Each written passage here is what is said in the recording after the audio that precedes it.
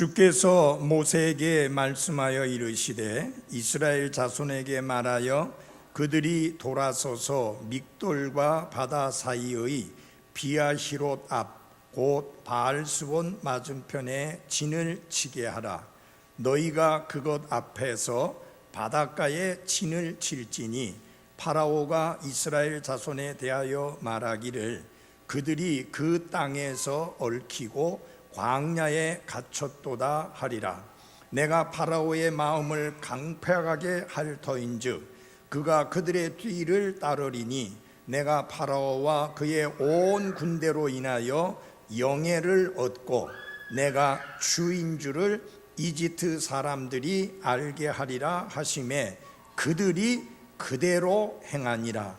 백성이 도망한 것을 어떤 사람이 이집트 왕에게 고하매 파라오와 그의 신하들이 마음을 바꾸고 백성을 대적하며 이르되 우리가 어찌하여 이같이 함으로써 이스라엘이 우리를 섬기는 일을 그만두고 가게 하였는가 하고는 그가 자기 병거를 준비시키고 자기 백성을 데리고 가서 선정된 병거 600대와 이집트의 모든 병거를 취하며 또 병거마다 대장을 취하였더라.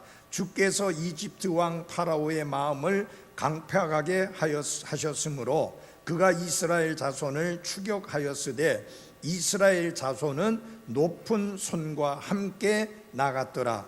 그러나 이집트 사람들이 그들을 추격하여 파라오의 모든 말과 병거와 그의 기병과 그의 군대가 바알스본 앞 비아히롯 옆 바닷가에 진을 친 그들을 따라 잡으니라.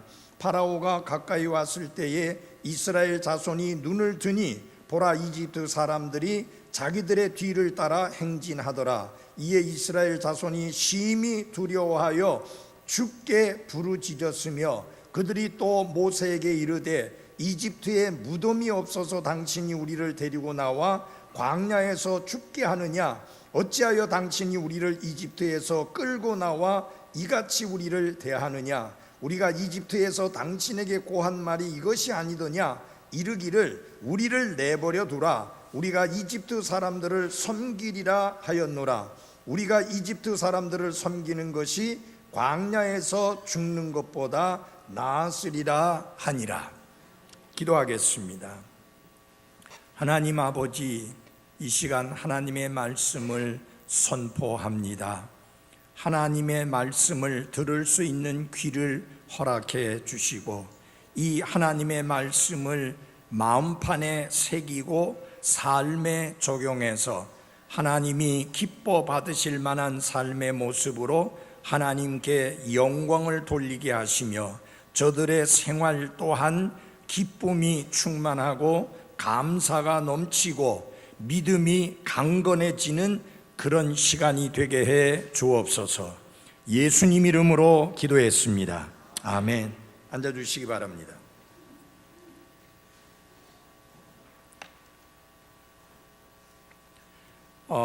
여기 출애굽기 14장 1절 2절 말씀을 보면 하나님께서 모세에게 말씀하시기를 이스라엘 자손에게 말하여 그들이 돌아서서 믹돌과 바다 사이에 비하히롯 앞 곧 바알스본 맞은편에 진을 치게 하라. 너희가 그것 앞에서 바닷가에 진을 칠지니라. 이런 말씀을 봅니다. 하나님께서 모세를 통해서 이스라엘 자손에게 장소를 지정하시면서 그 장소에 진을 치라. 곧 천막을 치고 거기에 머물라 라고 말씀을 하셨습니다. 그런데 매우 흥미로운 것은 그 말씀만 하고 끝난 게 아니라 파라오가 이집트의 왕 파라오가 어떤 반응을 보이게 될 것인가 하는 것조차도 말씀을 하셨습니다. 자, 여기 3절 4절을 보시면 파라오가 이스라엘 자손에 대하여 말하기를 그들이 그 땅에서 얽히고 광야에 갇혔도다 하리라. 내가 파라오의 마음을 강팍하게 할 터인즉 그가 그들의 뒤를 따르리니 내가 파라오와 그의 온 군대로 인하여 영예를 얻고 내가 주인 줄을 이집트 사람들이 알게 하리라 하시매 그들이 그대로 행하니라. 그 반응은 무엇이냐면, 야, 이 이스라엘 백성들이 멍청한 사람들이 아니냐. 그들이 가나안 땅으로 가려고 하면은 동쪽으로 가야 하는데 어찌하여 남쪽으로 내려가는가? 그 남쪽으로 내려가게 되면 앞에는 바다요, 양옆은 절벽인 계곡에 있게 되는데 우리가 만약 따라간다고 하면 꼼짝없이 도간에 든 쥐처럼 당하게 될 터인데, 이 사람들 머리가 좀 이상하게 된 거 아니야? 그런 식으로 파라오가 생각하고 그렇게 말할 것이라고 하나님이 말씀을 하십니다. 자, 그러니까 이게 무슨 말이냐? 하나님이 말씀하신 대로 순종하면 오도 가도 못하는 진퇴양난에 빠지게 된다고 하는 말씀을 하나님이 하신 거예요. 그런데 너무 감격적인 말씀은 14장 4절에 보니까 그들이 그대로 행하니라. 원래 여러분, 가나안 땅을 가려고 하면 동쪽으로 가야 합니다. 그래서 신광야를 지나서 가면은 아주 짧은 거리고 빨리 갈 수 있습니다. 그런데 하나님은 엉뚱하게 남쪽으로 내려가라고 말씀을 하십니다. 근데 이스라엘 백성들이 어찌된 일인지 점잖하게, 아주 순진하게 하나님이 말씀하신, 지시하신 그대로 행했다고 성경에 말씀하고 있습니다. 그런데 결과가 무엇이냐? 그들은 그 땅에서 파라오가 말한 대로 얽히게 되었고, 그리고 광야에 오도 가도 못하게 갇히게 되었습니다. 우리가 이런 경우를 표현할 때 쓰는 단어가 몇 개 있습니다. 진퇴양난. 무슨 뜻이에요? 나아갈 수도 없고 물러설 수도 없는 궁지에 빠졌다라고 할 때 진퇴양난이라는 말을 씁니다. 재미있는 거는 사면초가라는 말도 쓰지요. 사면초가라는 말은 사방에서 초나라의 노래소리가 들린다 하는 뜻입니다. 그 말은 곧 무슨 말이냐? 사방으로 포위가 되어서 꼼짝할 수 없는 이 상황이 되었다고 하는, 어느 누구로부터도 도움을 받을 수 없는 고립무원의 상태, 고립되어서 도움을 전혀 받을 수 없는 상태를 사면초가라 이렇게 표현합니다. 그 다음에 절체절명이라는 말을 씁니다. 이게 원래 절대절명이라는 말들을 많이 쓰는데 그건 잘못된 표현이고요. 절체절명이 맞습니다. 이 절체절명이라는 것은 뭐냐? 궁지에 몰려가지고 살아날 길이 없게 된 막다른 처지에 몰렸다. 그렇게 될 때 절체절명의 위기라 그렇게 이야기합니다. 지금 이런 상황에 진퇴양난 사면초가 절체절명의 위기에 몰린 사람들이 누구냐?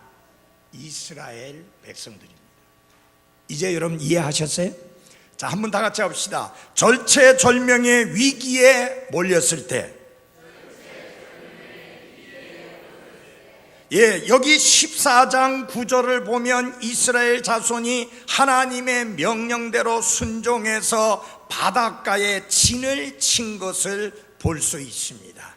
정말 아름다운 순종의 모습을 보인 것입니다. 하나님이 말씀하신 대로, 하나님이 지시하신 대로 본래는 오른쪽 동쪽으로 갔어야 되는데 남쪽으로 내려가라는 하나님의 말씀에 문자 그대로 순종해서 내려갔고, 바닷가 앞에 진을 치라고 하니까 진을 쳤습니다.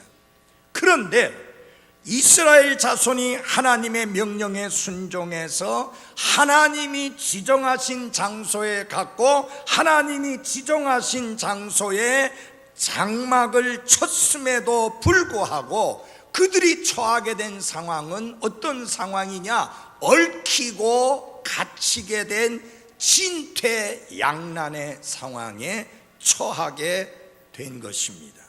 그야말로 절체절명의 위기에 빠지게 된 것입니다. 왜냐하면 그들 앞에는 홍해라는 바다가 있고요, 그들 뒤에는 파라오의 군대가 따라오고 있었고요, 완전히 따라잡았고요, 그리고 양쪽에는 계곡이기 때문에 절벽으로 막혀 있어서 그야말로 사면초가가 된 것입니다.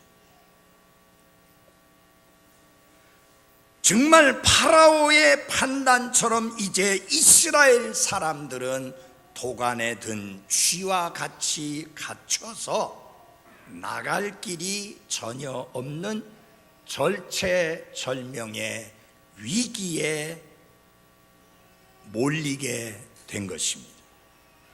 우리가 인생을 살다 보면 바로 이 이스라엘 백성들처럼 진퇴양난의 절체절명의 위기에 몰릴 때가 있습니다. 인생을 살다 보면 갑자기 이런 사면초가의 위기에 몰리게 될 때가 있습니다. 저는 1986년 이 경험을 했습니다. 저희들이 연산 5동에 있는 건물을 팔고, 그 다음에 건물을 하나 경매를 통해서 샀습니다. 건물은 5층으로 된 건물이었고 잘 지어진 건물이었습니다. 아파트 앞에 있었기 때문에 아파트 사람들이 많이 올 수 있을 것이라는 기대를 가지고 우리는 그곳에 들어가게 되었습니다. 들어가는 첫날부터 저희들은 예배를 드릴 수 없도록 아파트 주민들이 가로막고 방해를 했을 뿐만 아니라 심지어는 제 넥타이를 잡고 흔드는 상황까지 생겼습니다. 여러분, 이미 건물은 팔렸습니다. 새 건물을 샀습니다. 근데 예배를 드릴 수 없게 된 겁니다.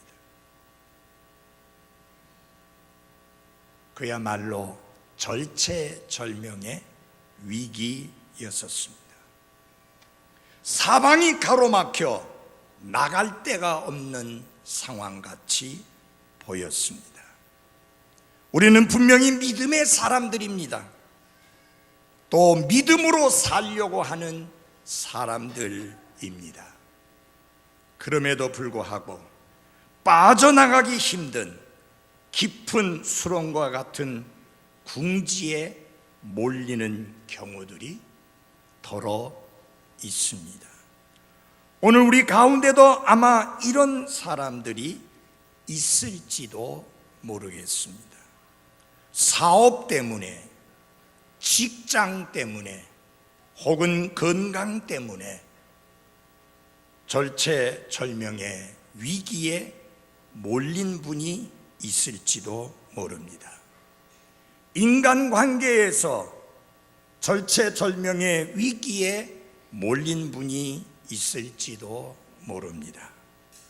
감당할 수 없는 자기 혼자만의 어떤 비밀한 사건 때문에 막다른 위기에 몰린 분이 있을지도 모릅니다.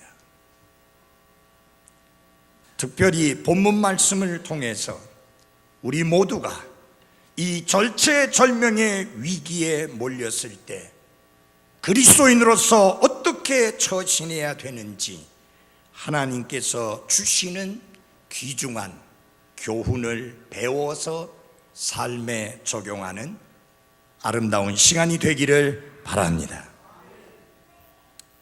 먼저 이런 위기에 처하게 될 때, 진퇴양난의 위기에 처하게 될 때에 사면초가의 상황 속에 처하게 될 때 첫째 우리가 배워야 될 교훈은 무엇이냐?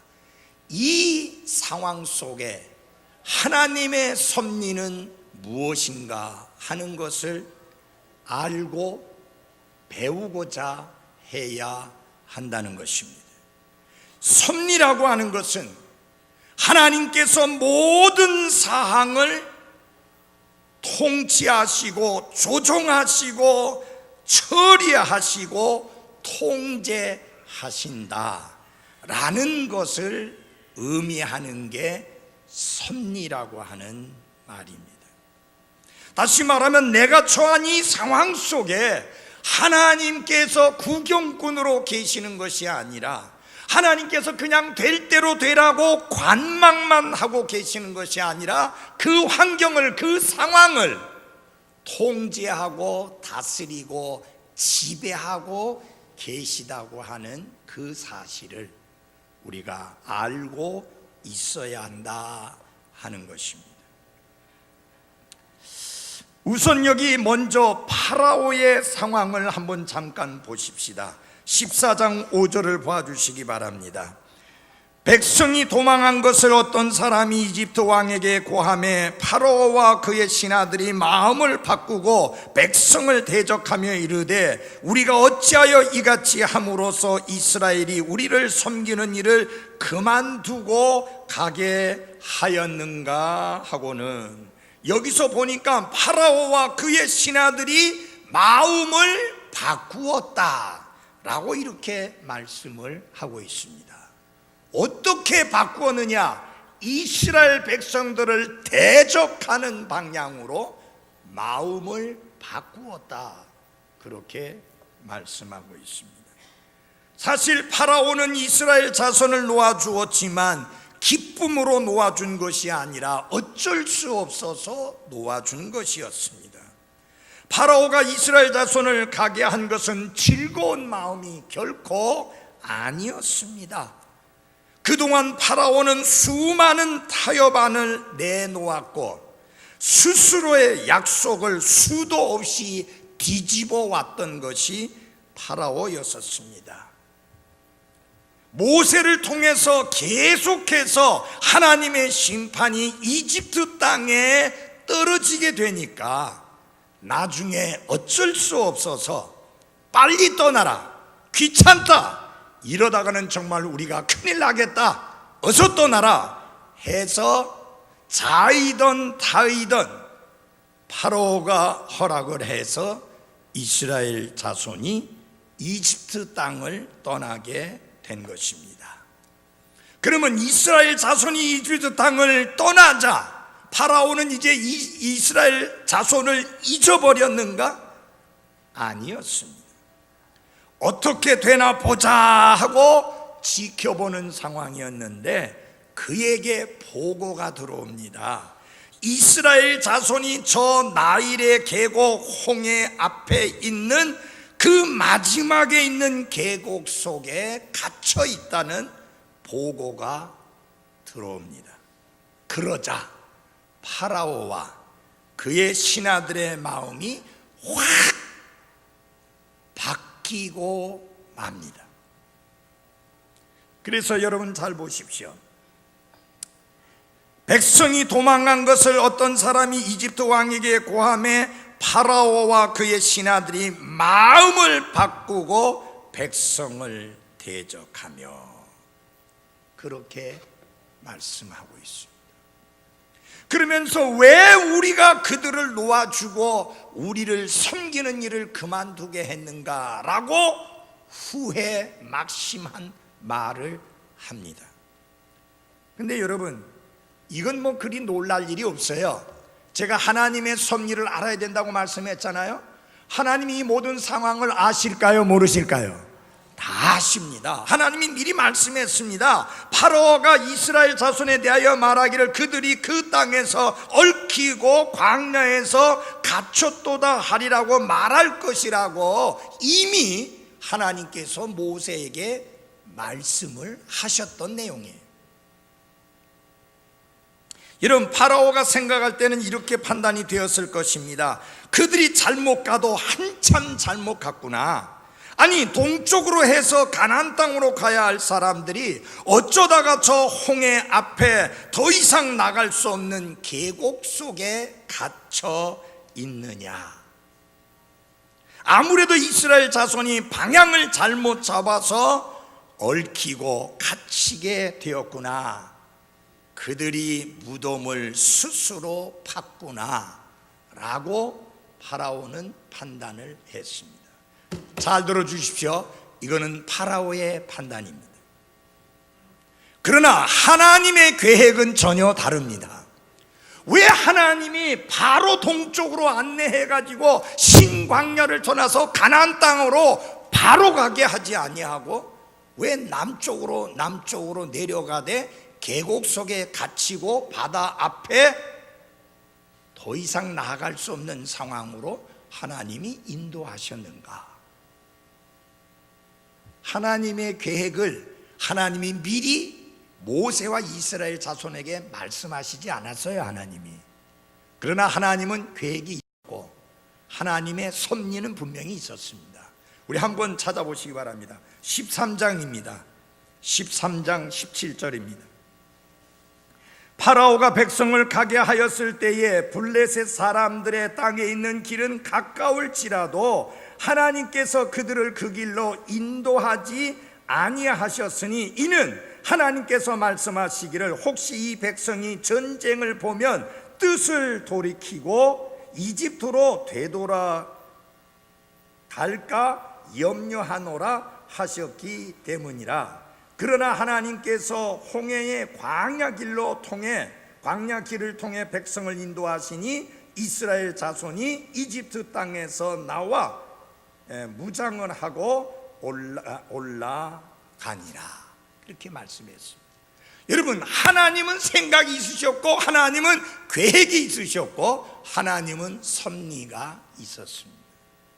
이들을 동쪽으로 인도해서 빨리 갈 수 있는 길로 인도하면 거기서 블레셋 사람들을 만나게 될 것이고 거기서 전쟁을 치러야 되는데 전쟁을 치르게 되면 이들이 겁을 먹고 이집트로 돌아가자라고 할까봐 하나님이 다른 길로 인도하신 것입니다. 그것도 여러분 잘 보십시오. 여러분, 이스라엘 자손이 자주 했던 말 중에 하나가 뭔지 아세요? 이집트로 돌아가자라는 말이었습니다. 근데 그 말을 다시는 꺼내지 아니하고 그렇게 될 수 없도록 하기 위해서는 하나님이 특별한 방법으로 이스라엘을 이끌어내야 되는데 홍해를 육지처럼 갈라서 건너게 하심으로 그 백성들을 인도해야 했던 것입니다. 사랑하는 그리스도인 여러분, 우리가 알아야 될 것이 있습니다. 사탄은 우리의 자유를 질투합니다. 주님 안에서 우리가 얻게 된 자유, 하나님을 섬기고 사람들 앞에서 당당하게 살아가는 그리스도인들의 이 놀라운 자유를 사탄은 못 견디게 질투합니다. 그래서 할 수만 있으면 이 자유를 훔치려 하고 할 수만 있으면 우리를 다시 속박하고 그의 노예물로 삼으려고 애쓰는 것이 사탄의 생리인 것입니다. 마치 파로와 왕처럼. 여러분, 파로 왕은 이스라엘 백성을 놓아주었습니다. 그래서 그들은 이집트를 떠나서 하나님이 약속해 주신 땅으로 가고 있는데 파라오가 포기한 게 아닙니다. 파라오는 그들의 자유를 원치 않았습니다. 다시 노예로 삼기를 원했습니다. 그 파라오의 생리가 바로 사탄의 생리라고 하는 것을 기억하시기를 바랍니다.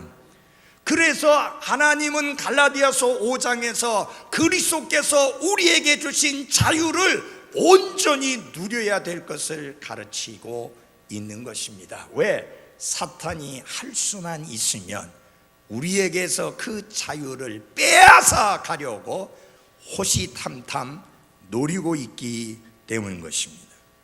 그래서 여러분 보십시오.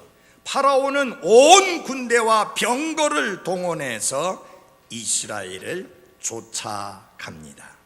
자기 병거를 준비시키고 자기 백성을 데리고 가서 선정된 병거 600대와 이집트의 모든 병거를 취하며 또 병거마다 대장을 취하였더라. 이집트의 정예 대원들을 전부 총동원하고 이집트에 있는 최고의 무기들을 전부 다 동원해서 이스라엘 자손을 쫓고 있는 것입니다. 헤로도투스라고 하는 고대 역사가는 이때 파라오가 거느리고 추격했던 군사가 최소한도 2,000명 가량 되었을 것이라고 그렇게 주장을 합니다. 이제 파라오는 이제 너희들은 끝났다라고 생각했을 것이고 의기양양하게 이스라엘 자손을 따라붙게 됩니다. 그러나 사랑하는 여러분, 끝을 보아야만 결국을 알게 되어 있습니다. 바로 생각에는 이스라엘 자손 이제 끝났다라고 생각했겠지만 결과적으로 누가 끝났습니까? 이스라엘 자손이 끝난 게 아니라 파라오가 끝나게 됩니다. 왜 그러느냐? 하나님의 섭리가 거기에 있기 때문인 것입니다. 그럼에도 불구하고 파라오는 이제 이스라엘 자손은 마지막이다, 그들의 최후가 다가왔다라고 판단했지만 하나님의 섭리는 그것이 아니었습니다. 여기에서 우리는 하나님의 두 가지 섭리를 보게 됩니다. 그 첫째 하나는 무엇이냐? 파라오와 그의 군대를 심판하시려는 하나님의 섭리입니다. 하나님은 심판하시기 위해서 그곳에 총집합시키신 겁니다. 최고의 엘리트 군대들과 좋은 무기들을 총집합시켜가지고 그들을 작살낸 게 하나님이 하신 일이에요.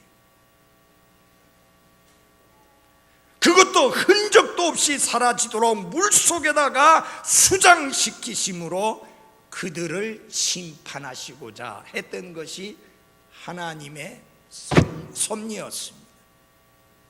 사랑하는 여러분, 끝을 보기 전에 미리 판단하지 마십시오. 결국 파라오와 그의 군대는 홍해에 수장되고 말았습니다. 흔적조차도 찾을 수 없게 그들은 사라지고 말았습니다. 두 번째 하나님의 섭리는 무엇이었느냐? 이게 정말 더 중요한 부분입니다. 다 같이 14장 4절을 열어주시기 바랍니다. 함께 읽겠습니다. 14장 4절입니다. 시작.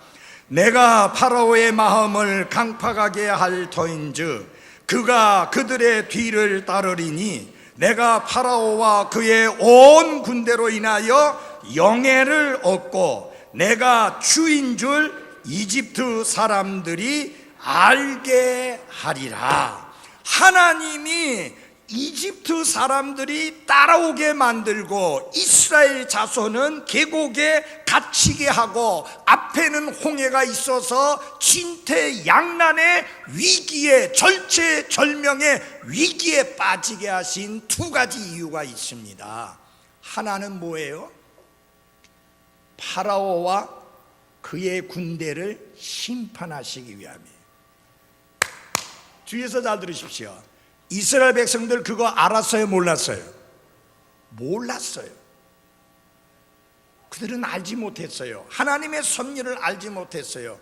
왜 계곡속에 갇히게 하는지, 왜 앞으로도 못 나가고 뒤로 물러설 수도 없는 진퇴양난의 위기에 빠지게 하는지 이스라엘 백성은 전혀 알지 못했습니다. 그러나 분명히 기억하십시오. 하나님은 멍청하신 분이 아니라 하나님은 지혜로우신 분이십니다. 그분은 함부로 아무렇게나 하시는 분이 아니라 놀라우신 섭리와 계획 가운데 일하시는 하나님이십니다. 하나님은 이스라엘 자손을 사랑합니다. 그래서 구원하셨고, 그래서 이집트에서 이끌어내셨고, 그래서 젖과 꿀이 흐르는 가나안 땅으로 인도하여 드리려고 이끌어내신 하나님이십니다. 여러분, 그 하나님이 계곡에 갇혀서 바다에 빠져 죽게 만드실 그런 하나님이 아니십니다.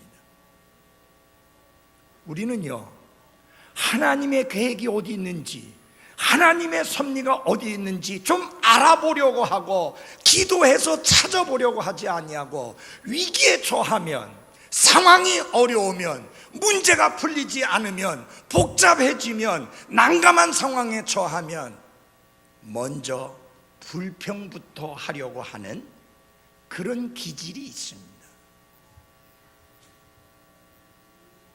하나님이 왜 그곳으로 인도하셨어요?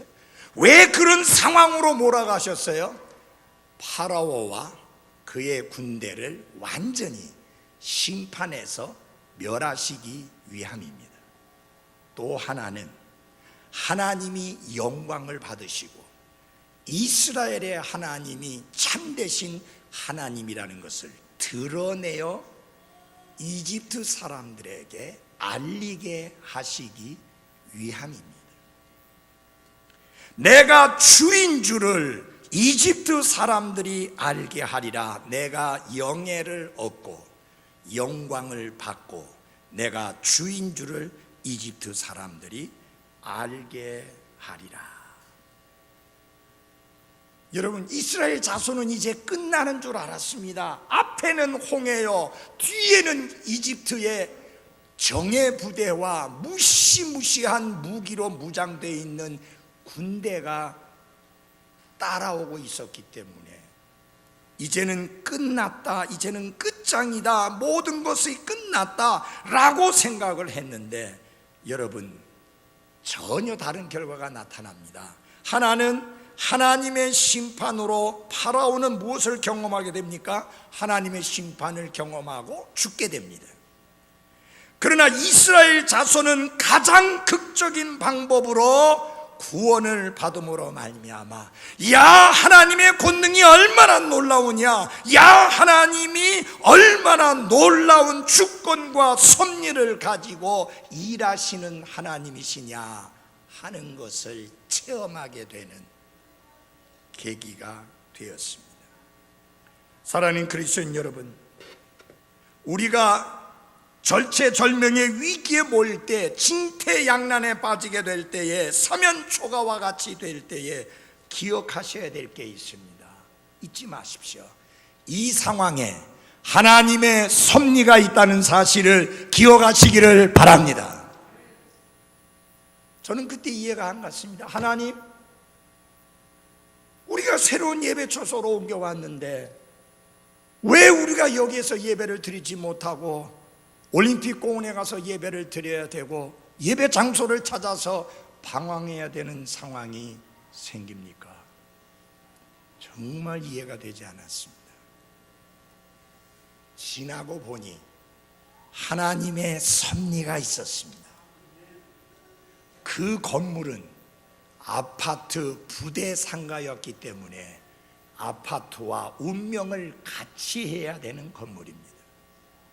나중에 그 건물이 노후돼서 다시 지으려고 할 때 절대 교회 지으라고, 예배당 지으라고 주민들이 찬송할 리가 만무합니다. 그 장소는 차가 없는 분은 불편한 곳이었습니다. 그러니 하나님이, 야, 너희들 여기 있으면 안 돼. 그래서 하나님이 주민들을 통해서, 주민들을 사용해서 우리를 밀어냈는데, 저는 그때 놀라운 사실을 발견했습니다. 하나님이 사람을 들어 쓰시는데 별의별 사람을 다 들어 쓰신다. 3천만 원 가지고 6억 1천만 원짜리 건물과 땅을 사겠다고 달려드는 사기꾼을 연결해 주었는데 저희들 10원 한 장 손에 안 보고 5억 5천 주고 산 것을 6억 천에 팔아서 6천만 원이 남는 은혜를 입었습니다. 거기다가 그렇게 짧은 시간 안에 건물을 팔아버리면 처음에 면제받은 등록세와 취득세를 물어야 되는데 해운도 해운대 세무서에서 찾아갔더니 그것조차도 그냥 넘어가고 해결해 주어서 하나님의 은혜가 함께 했습니다. 하나님의 섭리가 있다는 사실을 명심하시기를 바랍니다. 저희가 이 땅을 샀습니다. 건물을 지으려고 하니까 문제가 생겨가지고 그것도 어떤 목사님이 반대하고 회방을 해서 건물을 짓기가 어려운 상황이 됐습니다. 그래서 제 개인 이름으로 해서 몰래 짓는데 돌아보니 너무 감사해요. 저희가 건물을 짓고 입당하고 나니까 청년회장이라는 사람이 찾아와서 목사님 싸게 들어오셨습니다. 그래서 저는 땅을 싸게 샀다는 줄 알았더니 우리가 여기 예배당 짓는 줄 알았으면 가만히 안 있었습니다. 그러니 하나님이 그런 사람 날뛰지 말라고 다른 방법으로, 그때는 진퇴양난이었고 절체절명의 위기였고 사면초가였었는데 돌아보니 하나님의 섭리가 거기에 있었다. 갑자기 내 삶이 왜 이런 어려움에 놓여야 하는지 정말 이해가 안 갑니다. 잘 모릅니다. 뒤로 돌아갈 수도 없고 앞으로 나갈 수도 없는 진퇴양난의 위기에 몰리게 되는데, 사랑하는 그리스도인 여러분 기억하십시오. 그때에 기도하면서 하나님의 계획이 어디 있는지, 하나님의 섭리가 어디 있는지를 찾는 지혜로운 그리스도인들이 되도록 하십시다. 하나님 우리 사랑하시는 거 맞지요? 그분 좋으신 하나님 맞지요? 이유 없이 우리에게 그런 시련 허락하지 않습니다. 우리가 처한 그 극한 최악의 상황에 우리가 하나님의 선하심을 맛볼 수 있도록 하는 하나님의 놀라운 섭리가 거기에 숨겨져 있다는 사실을 우리는 믿어야 하는 것입니다. 그래서 인생의 가장 깊은 밤은 가장 영광스러운 새벽과 맞닿아 있다고 하는 사실을 믿어야 하는 것입니다. 두 번째로, 우리는 그런 절체절명의 위기에 몰렸을 때 성경적인 반응을 해야 합니다. 믿음의 사람다운 반응을 해야 합니다. 그리스도인다운 반응을 해야 합니다. 하나님의 말씀을 믿는 사람다운 반응을 해야 합니다. 근데 이스라엘 자손은 어떤 반응을 했습니까? 그 진퇴양난의 위기에 몰렸을 때 다 같이 14장 10절을 찾아주시기 바랍니다. 같이 읽어보겠습니다. 14장 10절입니다. 같이 읽어보겠습니다. 시작. 파라오가 가까이 왔을 때에 이스라엘 자손이 눈을 드니 보라, 이집트 사람들이 자기들의 뒤를 따라 행진하더라. 이에 이스라엘 자손이 심히 두려워하여 주께 부르짖었으며, 첫 번째 그들이 보인 반응은 심히 두려워했다라고 하는 두려움이었습니다. 그들이 보인 첫 번째 반응은 두려움이었습니다. 심각한 두려움에 사로잡혔습니다. 왜 두려워했습니까? 파라오가 가까이 왔을 때에 이스라엘 자손이 눈을 드니라고 성경은 말씀하고 있습니다. 이 무슨 말입니까? 그들의 시선이 하나님을 향한 게 아니었습니다. 그들의 시선은 그들을 추격하고 있는 파라오와 그의 군대에 그 시선이 고정되어 있었습니다. 그러나 이스라엘 자손이 처음에 이집트를 떠날 때는 이런 모습이 아니었습니다. 여러분 잘 보십시오. 하나님은 아까 말씀드렸잖아요. 모세를 통해서 파라오가 마음을 강팍하게 해서 너희들을 추격할 것이다, 그렇게 이야기했지만 그들은 담대하게 나아갔었습니다. 그런데 그들이 하나님께 대한 시선을 잃어버리는 순간 두려움에 사로잡혀서 어쩔 줄을 몰라 했습니다. 여러분, 시선을 어디에 두느냐가 중요합니다. 여러분, 위기에 처할 때 자꾸 시선을 위기에다만 두고 위기의 시선을 고정시키지 마십시오. 그러면 결과는 뭐 하게 돼요? 두려워하게 됩니다. 이스라엘이 하나님께 시선을 고정시켰을 때는 하나님께서 이런저런 말씀을 많이 하셨을 때에도 담대했고 당당했었습니다. 두려워하지 않았습니다. 그런데 그들이 시선을 돌려가지고 하나님에게서부터 돌려서 이집트 왕과 이집트의 군대를 보는 순간 심히 두려워했다, 그렇게 말씀하고 있습니다. 우리는 신약 성경에서 베드로의 경험을 돌아볼 필요가 있습니다. 예수님께서 이제 바다 위로, 갈릴리 호수 위로 걸어오시는 모습을 보게 될 때 베드로가 뭐라고 말하냐면, 정말 주님이시면 저보고 걸어오라 하십시오, 이렇게 부탁을 합니다. 그때 당시에 베드로는 배를 타고 있었습니다. 그러니까 예수님께서 걸어오라고 하니까 베드로가 배에서 내려 예수님께 가려고 물 위로 걸어갔다, 그렇게 말씀하고 있습니다. 여러분, 역사 속에 물 위를 걸었던 사람은 베드로가 유일합니다. 근데 성경은 걸어갔다, 그 다음에 중요한 게 영어 단어에 보면 but 이라는 단어가 나옵니다.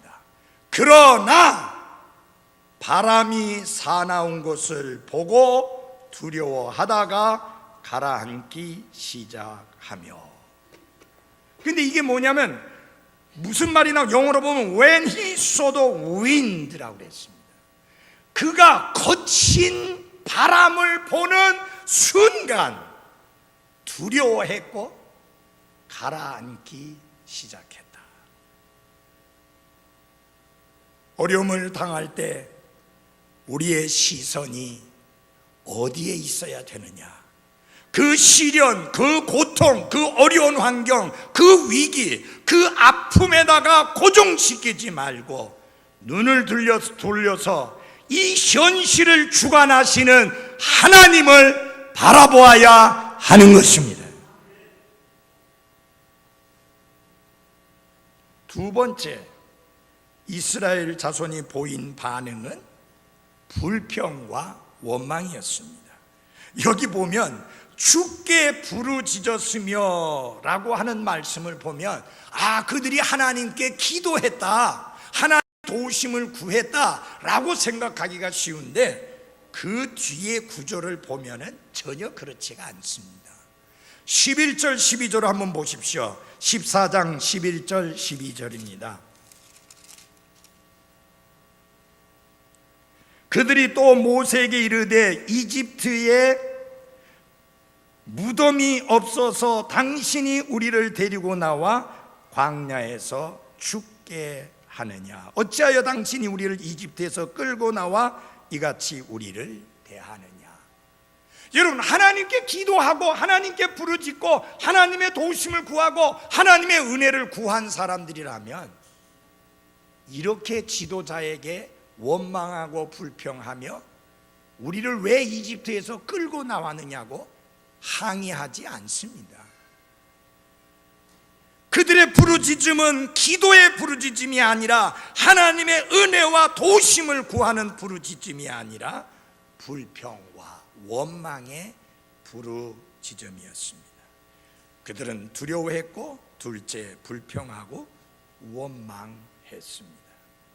사랑하는 여러분, 사람은 어려움과 절체절명의 위기에 몰리면 먼저 비난할 대상을 찾습니다. 첫 번째 비난의 대상은 하나님이고, 두 번째는 눈에 보이는 지도자입니다. 왜 이런 일이 생기느냐? 시선을 하나님께 집중하지 않기 때문에 생기는 일입니다. 이제 결론을 말씀드립니다. 우리가 기억할 것은 절체절명의 위기는 우리를 시험하시는 과정이라는 사실을 기억해야 될 필요가 있습니다. 하나님은 그분이 사랑하시는 자녀를 더 단단하게 만드시기 위해서, 더 견고한 그리스도인이 되게 하기 위해서, 더 성숙하고 열매 맺는 그리스도인이 되도록 하기 위해서 우리의 삶에 시험을 허용하신다고 하는 사실입니다. 그래서 그 시련은 교육적인 시험이지 우리를 파괴시키기 위한 시련이 아니라고 하는 사실을 명심할 필요가 있습니다. 학생들에게 시험을 치는 선생님들, 학생들의 실력을 테스트하고 모자라는 것을 알도록 해서 스스로 보충할 수 있는 기회를 주려고 시험을 치는 거지, 애들 골탕 먹이기 위해서 시험 치는 것은 아닙니다. 마찬가지로 하나님께서 이스라엘 자손에게 여러 가지 시험을 통과하게 하신 이유가 무엇이냐? 그들이 내 말씀 안에서 거리려 하는지 그렇지 않은지를 시험하게 하기 위함이다. 하나님의 말씀대로 사는지 그렇지 않은지를 시험해 보기 위해서다. 여러분, 하나님께서 만나를 주시는데 만나를 어떻게 주십니까? 한꺼번에 몽땅 주시는 게 아니라 매일매일 그날 필요한 것을 주십니다. 그러면 어떻게 돼요? 하루하루 하나님을 신뢰하는 믿음으로 살아야 합니다. 하나님이 한꺼번에 먹을 걸 다 주시면 쫙 쌓아놓고 그 다음에 하나님의 은혜와 도우심을 구할 필요가 없잖아요. 그러나 그날 필요를 채워주시니 우리에게는 날마다 하나님의 은혜가 필요한 것입니다. 그래서 예수님께서 우리에게 기도를 가르쳐 주실 때에도 오늘의 빵을 위해서 기도하라, 매일매일의 빵을 위해서 기도하라. 사랑하는 여러분, 한꺼번에 일주일, 한꺼번에 한 달, 한꺼번에 1년, 한꺼번에 평생을 살려고 하지 말고 한 번에 하루씩 살아가는 그리스도인들이 돼야 합니다. 한 번에 일주일, 한 달, 1년, 평생을 살려고 하면 염려하고 걱정할 수밖에 없고 불평하고 원망할 수밖에 없는 것입니다. 이것은 그리스도인의 합당한 반응이 아닌 것입니다. 사랑하는 그리스도인 여러분, 내가 아무리 위기에 처해도 하나님이 내가 처해 있는 위기를 모르시는 게 아니고 하나님께서 일부러 그런 위기에 몰아넣으셔가지고 나를 골탕 먹이시는 것이 아니라 하나님은 계획이 있으셔서 하나님은 놀라운 섭리 가운데 그것을 허용하셨다는 사실을 알고 하나님의 계획을 발견하고 하나님의 섭리를 깨닫고 감사하며 살아가는 성도들이 되시기를 바랍니다. 그렇게 될 때 우리는 시련에 대하여, 위기에 대하여 올바르게 성경적인 반응을 할 수가 있습니다. 참 너무 감사한 사실이 있습니다. 이스라엘 자손은 하나님의 그 시험에 불합격했습니다. 불평하고 원망했습니다. 두려워하고 무서움에 떨었습니다. 하나님이 기대하시는 반응을 전혀 보이지 않았습니다. 하나님 믿습니다. 하나님께서 도와주실 것이고 하나님께서 은혜를 베풀어 주실 것이고 하나님께서 큰 구원을 베푸실 것입니다. 우리를 이집트에서 건져주신 것처럼 앞에 바다가 막혀 있어도 문제 안 됩니다. 뒤에 파라오의 군대가 따라와도 문제 안 됩니다. 옆에 절벽이 가로막혀 있어도 문제가 안 됩니다. 하나님은 우리의 도움이십니다. 하나님은 우리의 방패십니다. 하나님은 우리의 구원자이십니다. 그렇게 반응하지 않았습니다. 왜 우리를 이집트에도 매장지가 새 발렸는데 왜 여기까지 끌고 와서 바다에 우리를 수장시키려고 하느냐라고 불평했는데도 불구하고 하나님은 그 이스라엘 자손을 팽개치지 않았습니다. 그들을 구원해 주셨고 데리고 마침내 약속의 땅에까지 인도하여 드리는 것을 볼 수 있습니다. 사랑하는 여러분, 때로는 우리가 믿음으로 살지 않고 말씀대로 살지 아니하고 하나님의 뜻대로 살지 아니하고 불평하고 원망할 때도 있지만 하나님이 우리를 내치지 않는다는 사실을 생각하며 하나님 앞에 감사하시기 바랍니다. 그리고 다시 시작하십시오. 다시 시작하십시오. 이스라엘이 홍해를 건너고 난 다음에 하나님을 찬양합니다. 바뀌었습니다. 나는 여러분의 삶이 그렇게 바뀔 수 있기를 바랍니다. 기도하겠습니다.